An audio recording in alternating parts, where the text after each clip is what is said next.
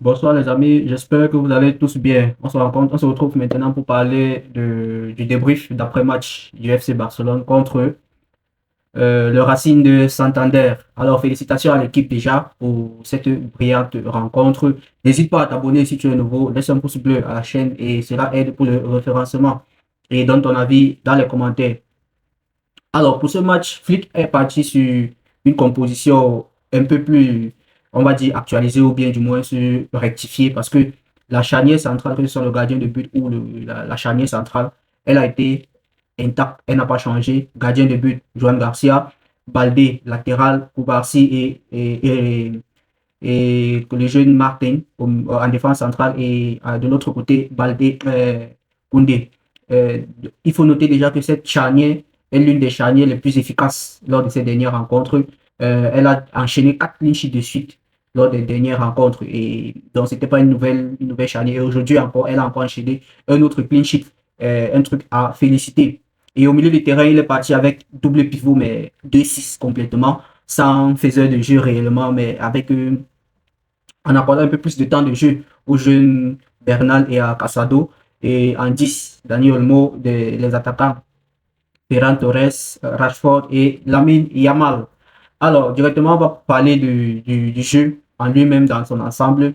Le FC Barcelone a dominé le match. Voilà, il n'y a rien à redire. Il y a eu les intentions. Le gardien d'en face a eu plein d'arrêts à effectuer. Mais il y a eu ce petit problème en première mi-temps où on pouvait ressentir, je ne sais pas si c'était de la fatigue, parce que voilà. Et il faut noter que notre adversaire, ce n'était pas une petite équipe.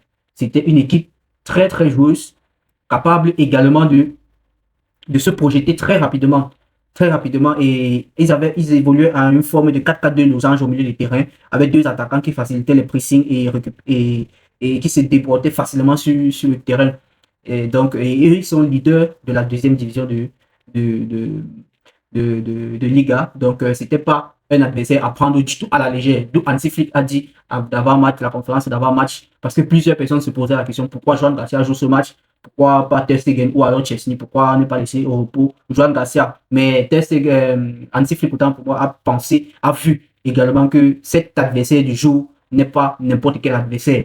C'est un adversaire très coriace, c'est un adversaire très dynamique, parce qu'ils sont leaders de deuxième division. Donc, c'était pas un match à prendre du tout à la légère et ça a porté ses fruits parce que voilà, Joan Garcia, on a gagné 2-0, mais ce match aurait pu finir un partout parce que à la dernière, il y avait une nation. Bref, on parlera des joueurs spécifiquement plus tard. Quoi d'autre qu'on peut dire d'entrée de jeu? Alors, il faut déjà noter que notre adversaire nous a respecté. En dehors du fait qu'il y a eu, c'était un grand, on aurait dû un match de Liga, on aurait dit un match de Liga, mais l'équipe a tellement bien performé. L'équipe a bien performé et aussi l'adversaire a tenu le match. C'était intéressant. On aurait dit un match de Liga carrément parce que l'adversaire était vraiment au niveau. Je ne sais pas si c'est le Barça qui a un peu reculé, qui a chuté un peu, non. Mais je pense que l'adversaire aussi mérite aussi ce point-là. C'était très intéressant de le voir enchaîner les actions et nous mettre un peu en difficulté. Alors, maintenant, nous allons parler spécifiquement de chaque joueur. On va parler, donner notre point de vue sur ce que ça a marché, ce qui a marché, ce qui n'a pas marché, ce que la personne a mal fait ou a bien fait. Alors, directement, nous allons commencer avec Joan Garcia.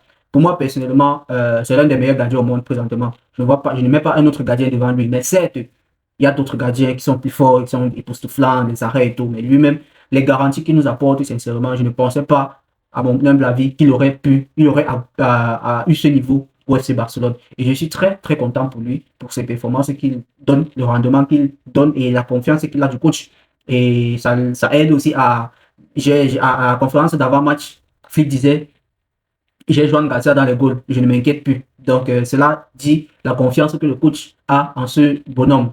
Directement, nous allons prendre la défense, la charnière centrale, Gérard Martin et Koubarsi. Alors, aujourd'hui, contrairement aux autres matchs, Gérard Martin a commis quelques erreurs. Il a commis quelques erreurs. Voilà, c'était pas très grave parce que ça n'a pas conduit directement au but, mais ça aurait pu conduire au but. Donc, c'était pas mal. Les intentions étaient là, les duels, voilà, c'était les duels, certes, les duels défensifs sur les statistiques appartiennent à l'adversaire parce qu'eux, ils étaient plus bloc bas et tout. Mais je pense qu'en dehors des petites erreurs de contrôle, de passe de Gérard Martin, Il n'y a rien à redire à la charnière centrale. Et Baldé et Koundé. Koundé aujourd'hui, pour moi, a été très, très performant.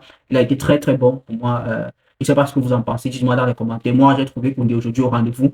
J'ai trouvé Koundé répondant. J'ai vu, il y a eu une action où on a complètement débordé Baldé sur son côté, mais Koundé a pu bien revenir. Et cela a permis à ce qu'il puisse contrer la frappe de ce joueur-là. Donc, c'est pour moi, c'était une bonne prestation de Koundé. Aussi, Baldé, j'ai pas envie de minimiser, mais le fait qu'il joue avec, comment il s'appelle, le Rashford, avec Rashford, c'est pas avantageux, ça ne l'aide pas beaucoup. Moi, on espère qu'avec le temps, ils ne jouent pas tout le temps ensemble, vu que depuis le retour de blessure de Rafinha, il n'y a pas eu trop de temps de jeu de Rashford. Donc, on se dit, peut-être avec Cancelo, ça peut bien marcher, on sait pas, on verra avec le temps.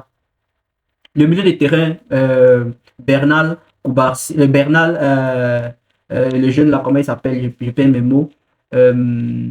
Casado, voilà, je me suis retrouvé Casado. À la première mi-temps, c'était pas vraiment ça. C'était pas vraiment ça. On voyait plus le jeune Bernal que le jeune Casado. C'était pas vraiment intéressant. C'était pas. Alors, en deuxième mi-temps, par contre, j'ai beaucoup aimé Casado. Il a pris le jeu à son compte, il prenait des risques, mais malheureusement, il y a ce truc-là. Lorsque Rashford est sorti et Rafinha est entré, j'ai j'ai remarqué que Casado tournait beaucoup avec le ballon. Bon, j'ai pas envie de dire qu'il est comme Dior, mais il tournait beaucoup avec le ballon. Rafinha a même dû se fâcher un peu de l'autre côté, parce que je pense que s'il changeait le ballon de ce côté-là, ça aurait pu faire une action dangereuse pour le FC Barcelone. Mais bon, je me dis que voilà, il ne voulait pas courir de risque, on menait et tout. Voilà, c'est en dehors de ça, le deuxième mi-temps impeccable, très très bon. Il est monté en température et tout. Et concernant Dani Olmo, voilà, c'était pas son grand jour. Parce que directement, dès qu'il sort,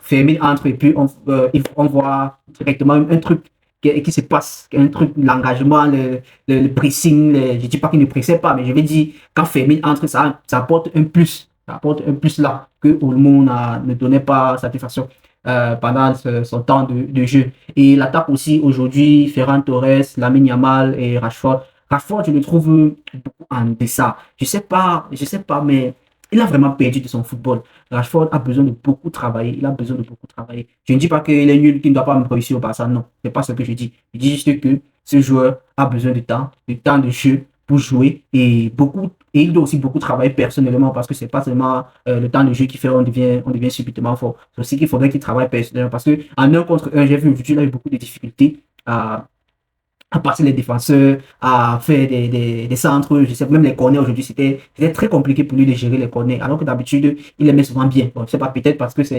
Lewandowski n'était pas là, personne de grande taille aussi, je sais pas. On verra bien. Donc, les remplaçants, ils ont été au rendez-vous. Rafinha est entré, il a bien joué, de même passe pour Lamine Yamal.